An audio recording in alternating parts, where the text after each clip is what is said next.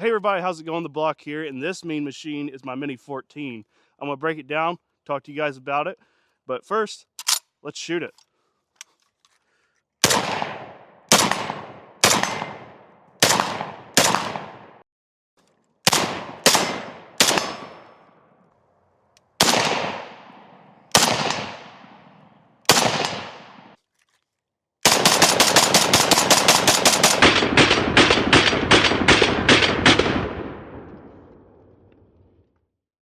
Alright guys, we're back from the range. Let's talk about this bad boy. I picked this up off of a guy from Anchorage, Alaska. It was a dealer. He had it used. I got it for around $600-700 for taxes and shipping.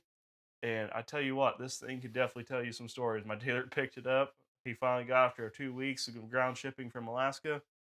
And he said, this thing has seen some love. It's been shown some love. When I first got it, I actually thought that the bluing would be stripped off of it. I was going to reintroduce the bluing myself. Thankfully, it is a stainless steel model.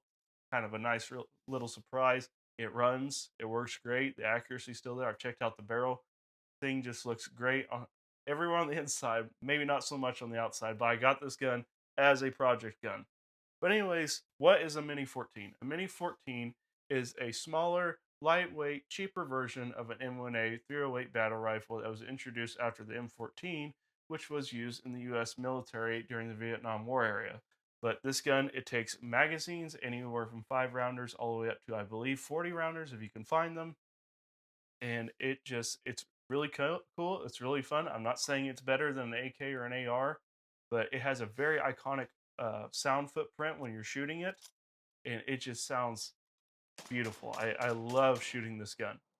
I've put around 500 rounds to it ever since I fixed the gas block problems. It has been great. It has run reliably. The sights are a little bit crude. You got a front sight blade, rear tech sights, which is just your average peep sight. You can adjust it with the bullet tip.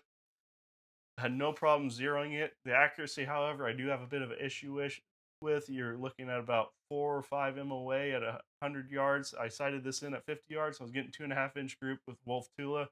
Big surprise there. It is Wolf Tula. But that is pretty atrocious even for a cheap AR. But there's ways to fix that, and to fix that, you can actually get an adjustable gas system with a barrel stabilizing brace, which reduces your group size up to 75% on these older guns that have the thinner barrels. The newer ones, your 580 series, have thicker barrels that are much more accurate. But anyways, what are my plans for it? First off, I would like to spray paint it just because the stock looks all worn out and everything like that. If you guys have a specific pattern you think it would look good with, please share with me down in the comments. I will definitely look into it because I would really like to do that soon. But eventually, when I have the money, get a wood stock for it or a folding stock, kind of like the A-Team style that everybody seems to love with this thing. I'd love to have that. The whole idea behind this gun for me is to be lightweight, easy to carry, walk my dog with it, or carry around the farm or the ranch, whatever I need to use it for any kind of varmint problem that pops up that I need to deal with quickly and on the fly.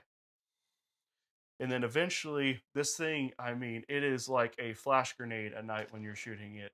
The muzzle flash is insane, especially with this Wolf Tula ammunition. I mean, it is blinding.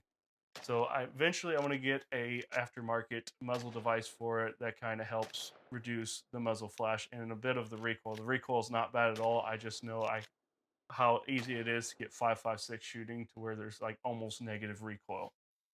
But anyways, unfortunately, there's these things called ban states, and these guns are less scary according to the public eye when people are making laws in those ban states, so they aren't banned. You can just get them, which is great. Having a semi-auto rifle that's fully capable of defending your home, defending your family, or even take hunting with you, or dealing with varmint issues. I mean, this gun, I've taken it personally with the woods walking with my dog. I love carrying it. It's not a hassle. It doesn't weigh too much. There's not a lot of snags on it. It's just slim. It's lightweight. It's ergonomic. Absolutely love this gun for that purpose, just carrying it around the ranch or the farm. It's also different. I mean, these days you see AKs and ARs everywhere, and I am not one for common guns. I mean, I like all guns, but I like uniqueness. And this gun It's different. It's easy to use. It is a little bit more of a hassle compared to the other guns like your AR or AK to disassemble. I clean my guns about every 1,000, 2,000 rounds, especially in a rifle configuration. This one does require a little bit more lubrication. It may not be as reliable as those, especially with the elements and everything, but I've personally not had an issue whenever I carry it. Currently, how I have it set up, the only thing I've done to it is I've gotten magazines for it, and I put this little SKS sling on here. I got it off of Amazon a while back. I don't even know if they're available anymore. They're like $10 or $13. I had it laying around. I did get a leather M1 Garand or M1 carbine sling for it.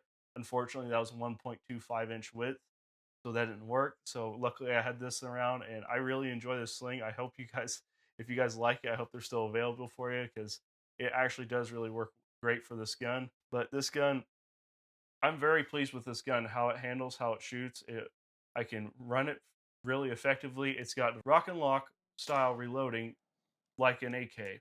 I absolutely love that. I find that to be a little bit more reliable than the AR-15, like tap, rack, and go. AR-15s, you can't load them completely full like you can an AK unless you get like a higher end model specifically designed for that purpose.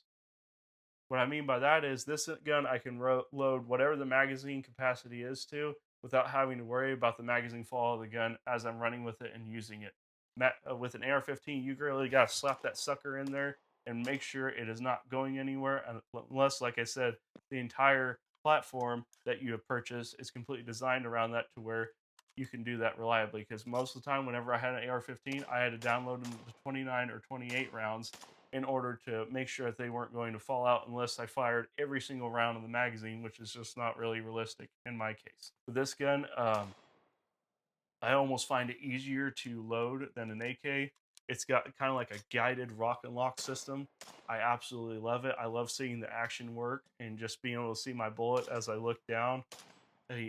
This gun is just a vibe, totally a vibe. It also features a bolt hold open system. So if you wanted to take the magazine out, take a round out, and hold the action open with the magazine still in the gun, if you wanted to, you absolutely can. I find that to be very handy for my intended uses and purposes.